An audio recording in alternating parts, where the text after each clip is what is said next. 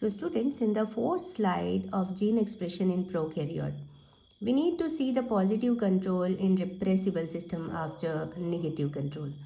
तो देखिए इसमें क्या होता है कि microorganisms including bacteria and virus they exhibit highly efficient mechanism for the control of gene expression as we know. तो the process of turning on off the expression of genes, ये इसको क्या कहते हैं हम, इंडक्शन. जैसा मैंने पहले की स्लाइड्स में बताया कि टर्निंग ऑन को बोलते हैं हम इंडक्शन, ठीक है ना.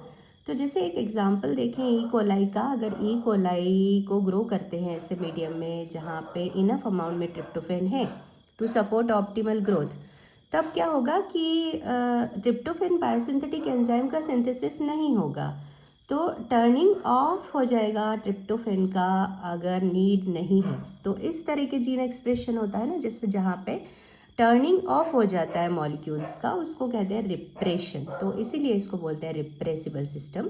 और पॉजिटिव कंट्रोल में हम जैसे कि देखते हैं कि यहाँ पे भी फिर से रेगुलेटर जीन है, रेगुलेटर प्रोटीन बाइंडिंग साइट्स हैं, प्रमोटर सीक्वेंसेस हैं और स्ट्रक्चरल जीन है सिंथेसिस के लिए. तो क्या होता है कि रेगुलेटर जीन से एक्टिव प्रोटीन का सिंथेसिस हुआ. तो एक्टिव प्रोटीन का सिंथेसिस हुआ तो free activator bind to regulator protein. ये फ्री एक्टिवेटर क्या करेगा कि आरपीबीएस से बाइंड कर जाएगा. और जैसे ही बाइंड होता है ना, तो आरएनए पॉलीमरेज ये प्रमोटर से जुड़ता है और ट्रांसक्रिप्शन का प्रोसीड होता है ट्रांसक्रिप्शन, ठीक है. लेकिन क्या हुआ कि अभी हमको टर्निंग ऑफ करना है. तो टर्निंग ऑफ करना है तो रेगुलेटर जीन से जैसे एक्टिव फ्री एक्टिवेटर मॉलिक्यूल का सिंथेसिस होता है, और तो उसके बाद को रिप्रेशर अगर है तो को रिप्रेशर मॉलिक्यूल के साथ ही इनएक्टिव एक्टिवेटर एंड को रिप्रेशर मॉलिक्यूल में कन्वर्ट हो जाता है.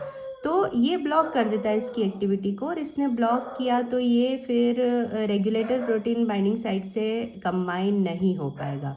इसके कंबाइन नहीं होने की केस में क्या होगा कि आरएनए पॉलीमरेज भी प्रमोटर साइट से नहीं जुड़ पाता है.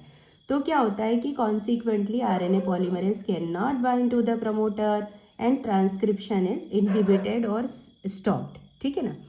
तो अब यही बहुत इंटरेस्टिंग फिनोमेना है माइक्रो ऑर्गेनिजम्स के अंदर कि genes that encode enzymes involve in catabolic pathways often are expressed only in the presence of the substance of the enzyme and their expression is called as inducible.